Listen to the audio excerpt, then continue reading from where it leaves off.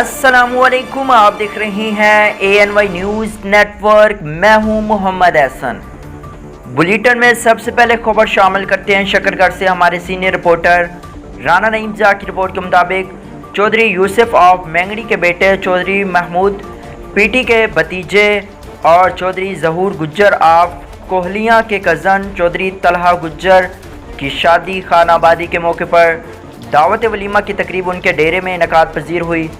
इस तकरीब में खुसूसी तौर पर चौधरी एहसन इकबाल, वफाकी वज़ीर राना मन्नान, साबिक MPA रमेश रोड़ा सिख, साबिक MPA चौधरी बिलाल अकबर खां, हाफिज़ रिजवान मसूद, एडवोकेट चौधरी सदीक बटली, चौधरी अमजद सलामत, एडवोकेट चौधरी खुरम मजीद, चौधरी ख़याम मंजूर ताज, चौधरी जमील माजरा, फौजी अब्दुल गफ़ार, साबिक councillor Chaudhary Karamat of Rangra, Chaudhary Khalid Phalwari, captain Muzammil Ansari, Rana Afzal Khan, दिगर सियासी समाजी शख्सियात, दोस्तों, अजीज़ों, रिश्तेदारों, अहले दैया ने बड़ी तादाद में शिरकत की।